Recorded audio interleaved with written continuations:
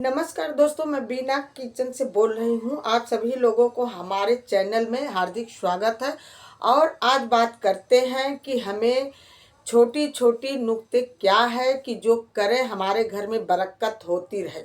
तो हमें इस चीज़ का अंदाज़ा नहीं रहता है और हम थोड़े थोड़े अनजाने में गलतियों से बिना जाने हम वो चीज़ करते रहते हैं, इसलिए हमारे घर में बरकत धीमी गति पर हो जाती है और जाने अनजाने में गलतियां होती रहती है। हमको खुद भी नहीं पता चलता है कि हमसे क्या गलती हो रही है जो कि हमारे घर में बरकत नहीं होती है। और धीरे धीरे पैसा आते हुए भी हमें पता भी नहीं चलता है। पैसा जैसे आता घर के अंदर वैसे कहीं न कहीं वो चला ही जाता है। तो हमारी बचत में भी हम यही सोचते हैं, बचत करते करते भी थक जाते हैं लेकिन बच नहीं पाता। पहले बता दें कि हमें क्या नहीं करना चाहिए। छोटी छोटी जब पैसे घर में आए तो पहले हमें भगवान के नाम से हमें 21-11 रुपये मंदिर में निकाल देना चाहिए। उस पैसे से हमें अपने मंदिर के लिए कुछ न कुछ सामान, जैसे मूर्ति हो, माता का प्रसाद हो, कुछ न कुछ मंदिर का सामान लेते रहें। हर महीने में थोड़ा थोड़ा निकाल के गुल्लक में रख दे और ऐसी जगह दे, ऐसी चीज़ें लाए कि जो हमारे पूजा पाठ में काम आए। और दूसरी बात है, अनजाने में जैसे हम चारपाई पर बैठ के पैर हिलाने लगते हैं, तो ये सब कार्य करने से पैर हिलाते हैं, नाखून चबाने लगते हैं, दांत बजाने लगते हैं, लड़ाई करने लगते हैं, तो ये अनजाने में हमें पता नहीं होता है। तो ये लक्ष्मी को रुकावट करती है। कहते हैं ना कि चारपाई पर बैठ के, बेड पर, कुर्सी पर बैठ के पैर हिलाते रहते हैं तो घर में सुख समृद्धि आने में बाधा होती है। तो इसलिए इस बात का ध्यान देना चाहिए। जैसे अब चलते हैं, पैर घिसट के चलते हैं, पैर घिस घिस के चलते हैं, तो ये सब कार्य नहीं करना चाहिए। हमें पैर उठा, मतलब जैसे चलते घिसट के नहीं चलना चाहिए, नहीं तो पैर सुख समृद्धि आने में थोड़ी दिक्कत होती है। तो इसलिए हमें इस चीज़ को गौर देना चाहिए कि क्या चीज़ है। कितने लोग खाना भोजन करते टाइम भोजन करते हैं दूसरे हाथ से, क्या हाथ साफ है, रसोई में जाके जूठे हाथ से भोजन निकालते हैं, ये भी बाधा होता है।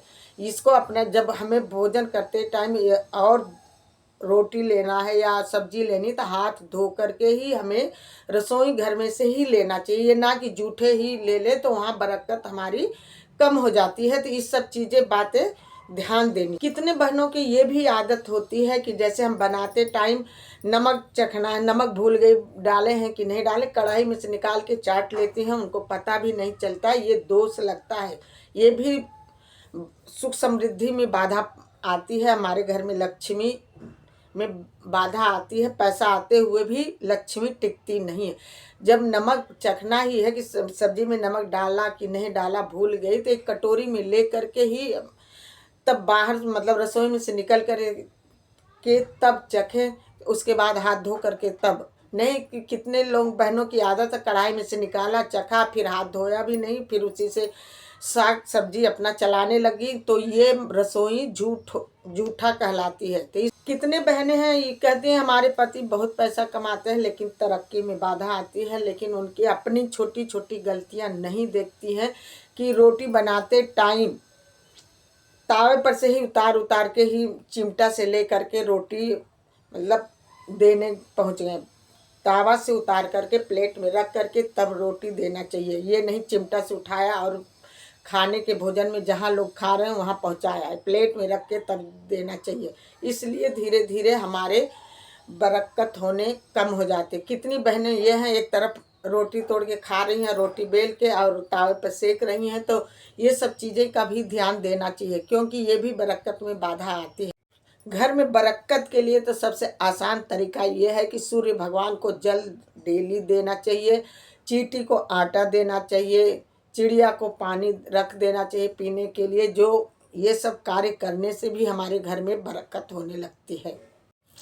ये सब चीज़ें अपने बच्चों को ज़रूर सिखाना चाहिए, अपने पति को ज़रूर सिखाना चाहिए क्योंकि पति भी कभी कभी जाने अनजाने में गलती कर जाते हैं। तो इसलिए पति को भी ज़रूर हर बात अपने शेयर ज़रूर करना चाहिए, बताना चाहिए, लेकिन बताने का तरीका सही ढंग से होना चाहिए। कि अच्छी भी बात इतने मिर्च मसाला लगा के बता देते हैं कि पति भी नाराज़ होने लगते हैं। तो हमें कोशिश हुई हो कितना भी कुछ भी हो, बताने का तरीका अच्छा होना चाहिए। उनको ऐसी समझा देना चाहिए कि जो उनको गुस्सा भी ना आए, समझ भी जाए। तो धीरे धीरे ये ना कि पति से 24 घंटा लड़ाई करते रहें और दांत बजता रहे हमेशा 24 घंटा सुबह शाम, वहाँ भी बरकत घर की रुक जाती है। क्योंकि सत्संग से जुड़े रहने से ही हमारी बुद्धि सही होती है और तरक्की होती रहती है घर की, और पति की भी तरक्की होती है। तो इसलिए अपने पति और बच्चों की तरक्की चाहती हो तो अपने अंदर सुधार लेना चाहिए, अपने खुद भी सत्संग से जुड़ना चाहिए,